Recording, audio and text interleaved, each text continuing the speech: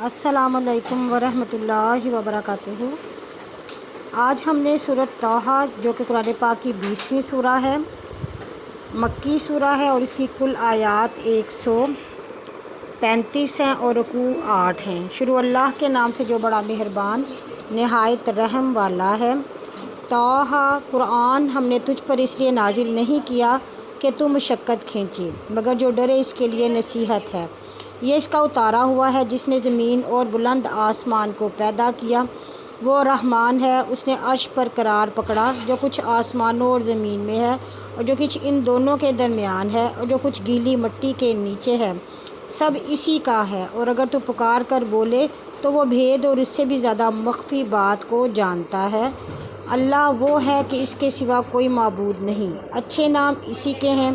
اور کیا تجھے موسیٰ کی بات پہنچی ہے؟ جب اس نے آگ دیکھی تو اپنے گھر والوں سے کہا کہ تم ٹھہرو، میں نے آگ دیکھی ہے، شاید میں اس میں سے تمہارے پاس انگارہ لاؤں یا آگ کے پاس رستے کا پتہ پاؤں۔ پھر جب اس کے پاس آیا تو پکارا گیا، اے موسیٰ، میں تیرا رب ہوں، سو تو اپنی دونوں جوتیاں اتار کہ تو مقدس وادی طویٰ میں ہے اور میں نے تجھے پسند کیا، سو جو تجھے وحی کی جائے اسے سن۔ بے شک میں ہی اللہ ہوں، میرے سوا کوئی معبود نہیں۔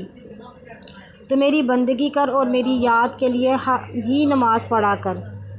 بے شک قیامت آنے والی ہے، قریب ہے کہ اس کو چھپاؤں تاکہ ہر کوئی اپنی کوشش کا بدلہ پائے۔ سو تجھے قیامت کے فکر میں وہ شخص روک نہ دے جو اس پر ایمان نہیں رکھتا اور اپنی خواہش نفس کا تابع ہے، ورنہ تو ہلاک ہو جائے گا۔ اور اے موسیٰ، یہ تیرے داہنے ہاتھ میں کیا ہے؟ وہ بولا، یہ میری لاٹھی ہے، میں اسے ٹیک لگاتا ہوں اور اپنی بکریوں پر اس سے پتے جھاڑا کرتا ہوں اور مجھے اس میں اور بھی فائدے ہیں۔ فرمایا، اے موسیٰ، اسے پھینک دے۔ اس نے پھینک دیا، وہ فوراً دوڑتا سانپ بن گیا۔ فرمایا، اسے پکڑ لے اور خوف نہ کر، اور ہم اسے بھی پہلی حالت میں پھیر دیں گے اور اپنا ہاتھ اپنے بازو سے لگا اور بغیر برائی سفید نکلے گا۔ یہ دوسرا معجزہ ہے تاکہ ہم بڑے معجزوں میں سے تجھے کچھ دکھلائیں۔